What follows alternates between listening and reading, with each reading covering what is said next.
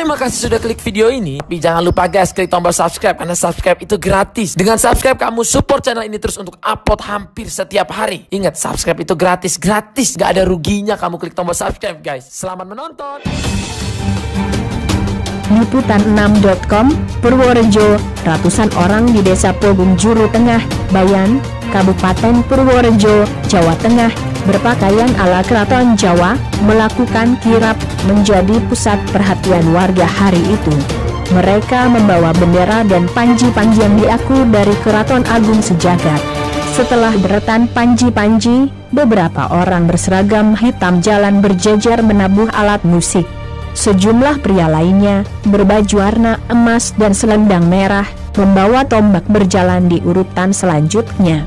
Ada pula perempuan-perempuan yang menenteng busur dan mengenakan kembang mirip pemain ketoprak. Live volume pukul 0:10 pukul 1 Trufit. Sementara 8 pria lainnya berbeskap dan sejumlah perempuan berkebaya merah mengikuti mereka dengan membawa makanan yang ditata sedemikian rupa, seperti seserahan pengantin.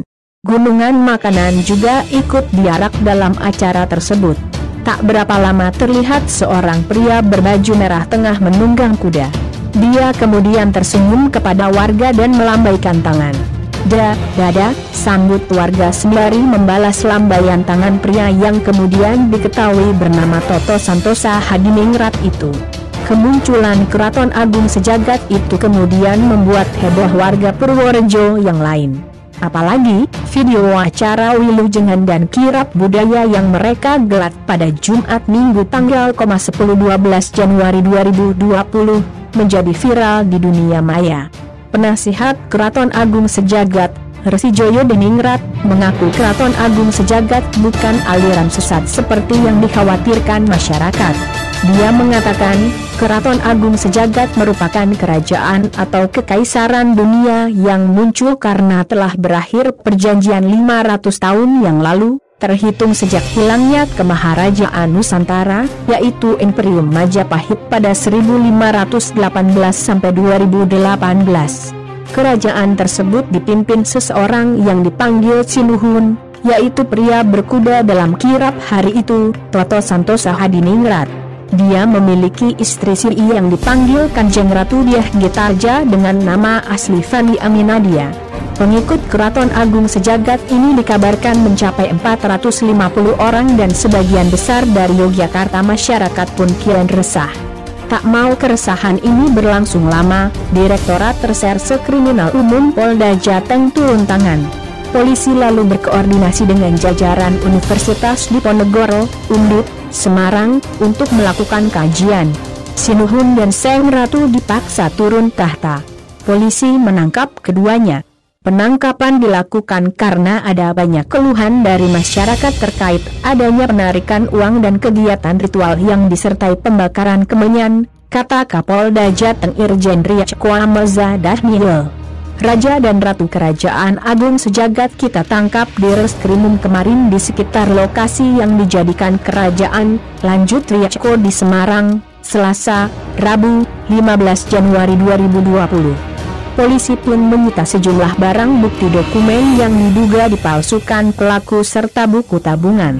Salah satunya, kartu identitas Perserikatan Bangsa-Bangsa, PBB, yang sudah pasti palsu. Usai penangkapan dan penggeledahan, pemeriksaan intensif terhadap keduanya pun dimulai. Kepada penyidik, keduanya memberikan keterangan berbelit-belit.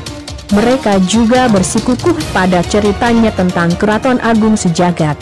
Kabid Humas Polda Jawa Tengah Kombes Iskandar Fitriana Sutisna mengatakan, kepada penyidik, Raja dan Ratu Gadungan tersebut mengaku sebagai keturunan dari Kerajaan Majapahit.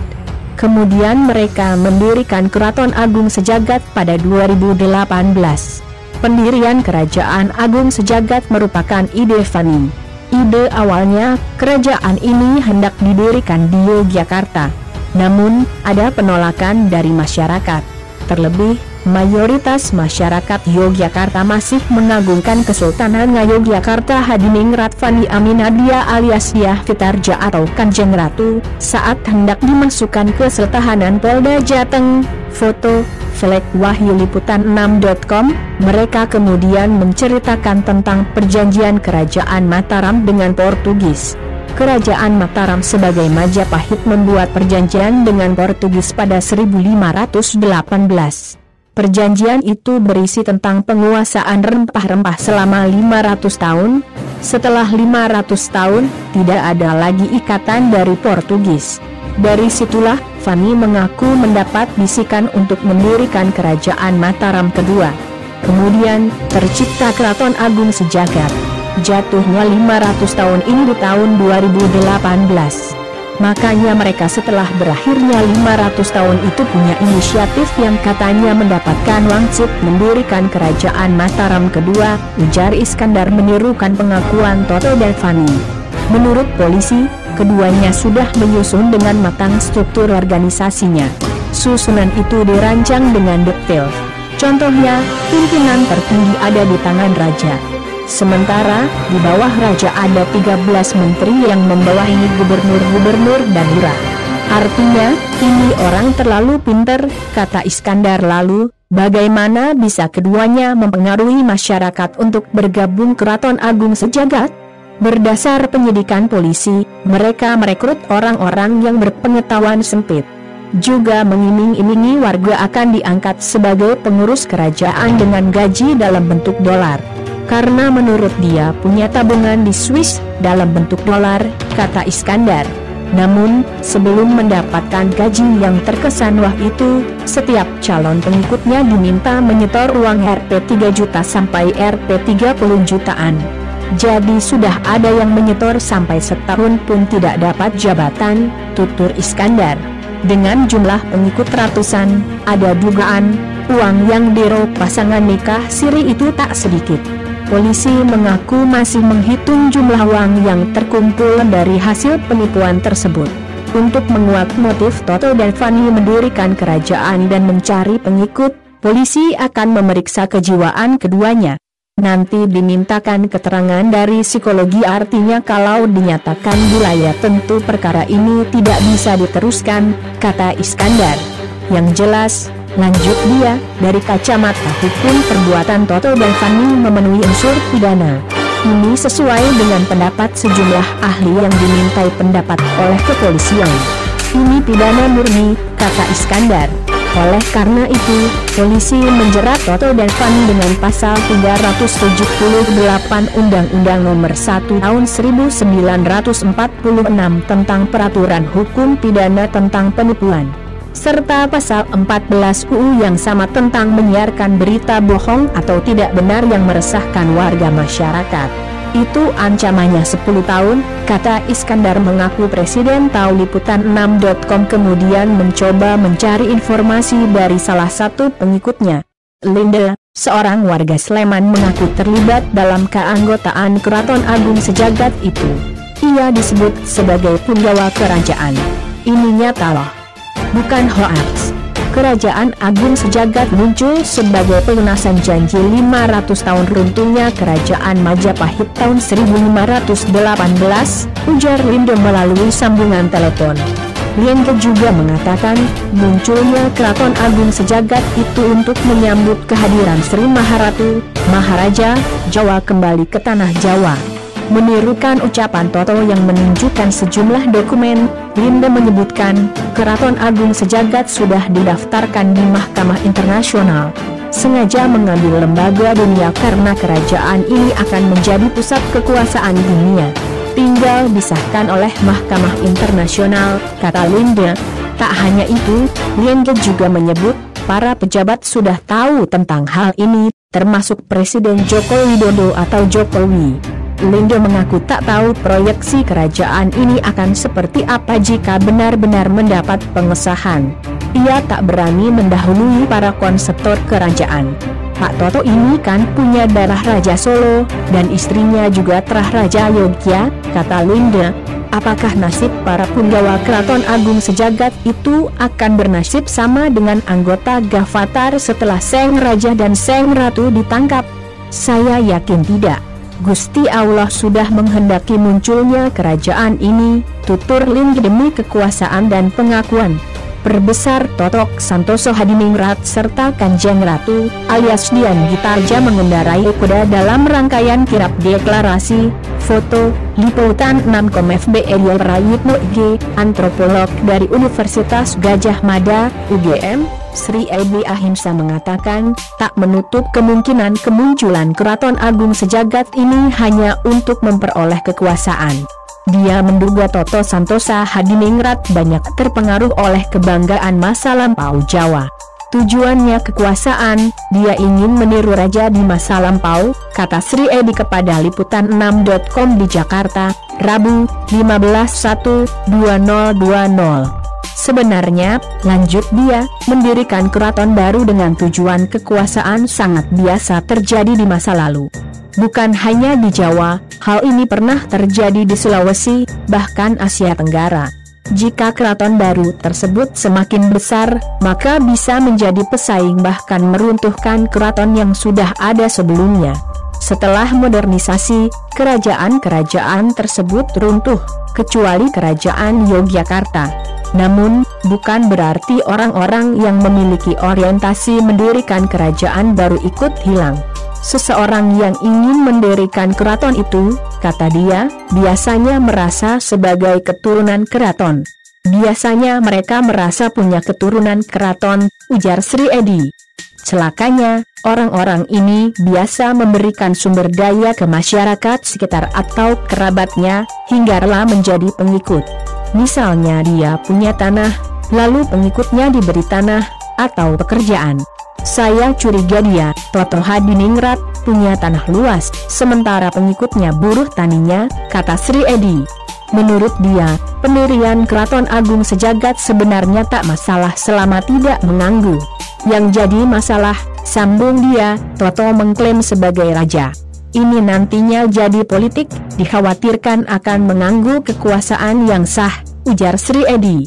Sosiolog dari Universitas Gadjah Mada, UGM, Sunyoto Usman menilai, didirikannya Keraton Agung Sejagat hanya untuk menunjukkan jati diri dan mencari harapan baru bagi pengikutnya.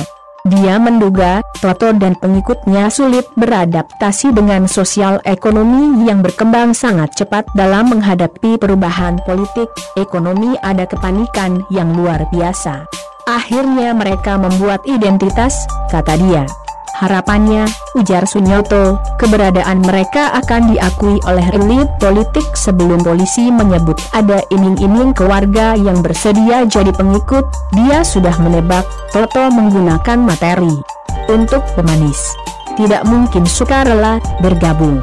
Pasti ada diberi stimulan, apakah kegiatan bisnis atau uang, kata Sunyoto. Bisa jadi diberi iming-iming akan diberi akses ekonomi. Dugaan saya bukan gerakan politik tapi untuk mendapat pengakuan, tanda Sunyoto. 3 dari 4 halaman jejak suram Seng Raja Perbesar Totok Santoso Hadiningrat serta Kanjeng Ratu alias Dian Gitarja saat deklarasi Kerajaan Agung Sejagat. Foto, liputan 6.com FBR Prayitno IG, Seng Raja Keraton Agung Sejagat, Sinurun Toto Santoso Hadiningrat ternyata memiliki jejak suram sejak lama. Pada 2016, Toto Santoso pernah mendirikan organisasi kemasyarakatan bernama Yogyakarta Development Committee atau Jogjadech. Saat itu Jogjadech dicurigai punya kemiripan dengan gerakan Fajar Nusantara, Gavatar. Yogyakarta Development Committee bukan Gavatar ataupun Gavatar Jilid 2, bukan teroris, akan tetapi didirikan dengan penuh welas asih untuk memanusiakan manusia, kata Toto yang saat itu menjadi Dewan Wali Amanat Panitia Pembangunan Dunia untuk Wilayah Nusantara. Toto menyebut, Jogjadech didirikan untuk membantu menjalankan misi kemanusiaan. Organisasi ini memiliki jaringan tingkat dunia yang didanai Lembaga Keuangan Tunggal Dunia Asa Monetary Fund yang berpusat di Swiss. Menurut Toto, Dech masuk Indonesia pada 2014 dan pertama menyosialisasikan gerakannya di Yogyakarta. Saat itu Dech berjanji memberikan dana antara $50 Amerika 200 kepada anggotanya. Dalam konferensi pers yang ia gelar di dalam Pujokusuman, Keparakan, Margangsan, Yogyakarta, Toto mengatakan pemilihan mata uang dolar Amerika adalah solusi agar perekonomian Indonesia dan dunia tak terpuruk, yang bisa menyebabkan potensi perang dunia III. Ketika itu, Toto mengklaim telah memiliki pengikut sebanyak 10.000 orang. Toto membantah tak menarik biaya dari anggotanya, namun salah seorang anggota mengaku membayar Rp 15.000 untuk bisa bergabung. Masyarakat juga mengaku Jogja Dech mengajak warga Cangkringan Sleman menjadi anggota, dengan syarat membayar uang pendaftaran sebesar Rp 20.000, dan setelah menjadi anggota akan memperoleh gaji Rp 5 juta per bulan. Untuk menjadi anggota, tidak ada ketentuan khusus, dan setiap anggota yang sudah mendaftar akan diberikan diklat. Kepada anggota yang sudah terdaftar akan diberikan bantuan langsung kemanusiaan, BLK, sebesar $50 Amerika 100 per bulan setiap orang dan asuransi jiwa sebesar $100 Amerika. Bagi mereka yang telah bergabung, akan mendapatkan nomor induk kemanusiaan, NIK, yang disebutnya bersifat global dan terdaftar dalam pengkajian informasi terpadu seluruh Indonesia. Mereka juga bakal mendapat kartu identitas, ID card. Jogja Dech juga menggunakan logo PBB dan menyebut sumber dananya berasal dari Swiss. Namun, pertemuan yang diadakan Toto mendapat protes dari warga. Bahkan acara tersebut juga tak diketahui RT RW setempat. Tentu saja ini cerita lama, jauh sebelum Kerajaan Keraton Agung Sejagat dideklarasikan.